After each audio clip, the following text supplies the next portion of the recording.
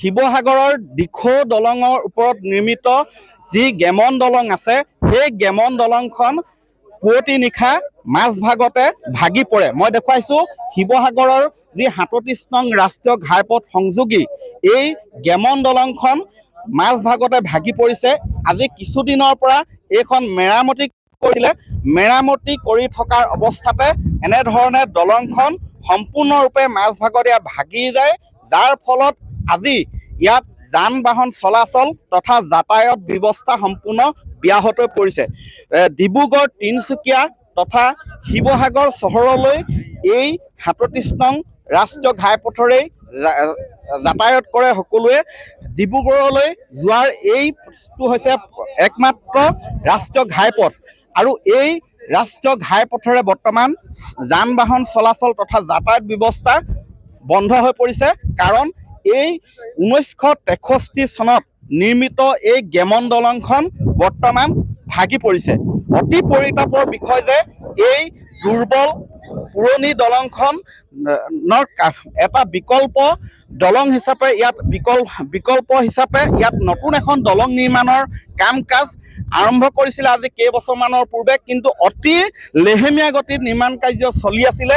বৰ্তমানেও 50% নতুন দলঙৰ কাম সম্পূৰ্ণ হোৱা নাই আৰু তেনে অৱস্থাত এই যিখনৰে মূল ভৰসা আছিলে গেমন দলং, এই দলংখনো বৰ্তমান ভাগি পৰিল আৰু যাৰ বাবে এতিয়া যাতায়াত এই পথেৰে বৰ্তমান ব্যাহত হৈ পৰিছে। স্থানীয় লোক আছে, জানিব বিচাৰিম ঘটনাটো কেনেকে হ'ল।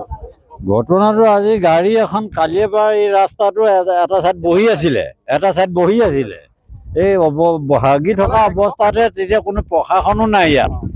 ঘটনা হোৱা হ'লে বিপদে আছিলে। তাৰ ট্ৰাক এখন আহি পানি এই গাড়ীখন মানে কোনো মতে কথন ৰক্ষা পৰিছে যে কালভাৰটো এইটো কালভাৰ হয়, এই কালভাৰটোৰ ওপৰত কোনো ব্যৱস্থাই নাই, ইটোৰ পৰা বা ইটোৰ পৰা ৰডৰে কানেকশ্যন নাই, এইটো অৱস্থা হৈ আছে। আজি চলাচলতো ইয়াত নহ'বই, ল'ৰা ছোৱালী স্কুললৈ যোৱাও বন্ধ হ'ব। সেইখন দলং মানে বনালে আকৌ ভাঙিলে, আকৌ বনাব, আকৌ ভাঙিছে, তেনেকুৱা কৰি আছে আজি কিমান দিনৰ পৰা। আজি 5 বছৰমান হ'ল তেনেকুৱা কৰি আছে।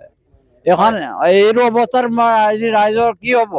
আজি এবাৰ লাগিলেই ইটোৰ পৰা ইটোৰ ওপৰত মিটিং কুটুম ফুৰিবও নোৱাৰে, গাড়ী যাতায়াত যাব নোৱাৰে, শিৱসাগৰ সম্পূৰ্ণ ব্লক হৈ গ'ল। যিহেতু মোৰ ঘৰ এই গেমন ব্ৰিজৰ কাষতে হয়, যিহেতু এই ৰাস্তাটো আজি প্ৰায় 2 বছৰমান হ'ল এই ৰাস্তাটো বহুত কমজুৰি হ'ল।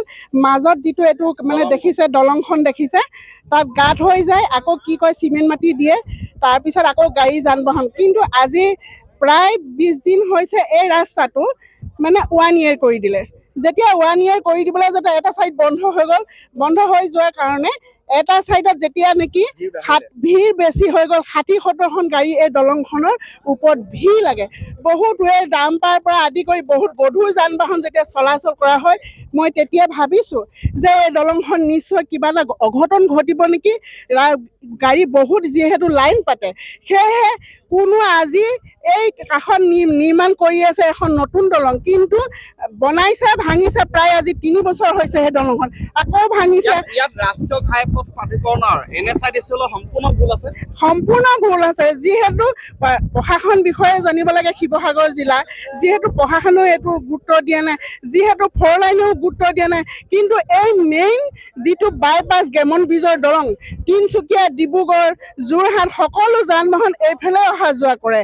কিন্তু এতিয়া সেই দলংখনৰ কাৰণে সকলো শিৱসাগৰবাসী, প্ৰশাসন, সকলো বিষয়ে এই গুৰুত্ব দিব লাগিছিলে, কিন্তু গুৰুত্ব নিদিয়াৰ দুখত আজি এই ল'ৰা ছোৱালীও বন্ধ হৈ যাব। এতিয়া এই কাষতে নিচেই কাষত স্কুল আছে, কলেজ আছে, সেয়েহে এইখন দলং এতিয়া আপোনালোকে দেখুৱাইছে ভিডিঅ'। যিহেতু এই দলংখন যেতিয়া বন্ধ হৈ গৈছে, বন্ধ হৈ যোৱাৰ কাৰণে সকলো ৰাইজৰ অসুবিধা হ'ব। সকলো আচলতে সকলো শ্ৰেণীৰ যাত্ৰীয়ে বাৰুকৈ এতিয়া দুৰ্ভোগ ভুগিবলগীয়া হৈছে। অনাগত সময়ত লক্ষণীয় হ'ব যে NSIDCL কি পদক্ষেপ গ্ৰহণ কৰিব।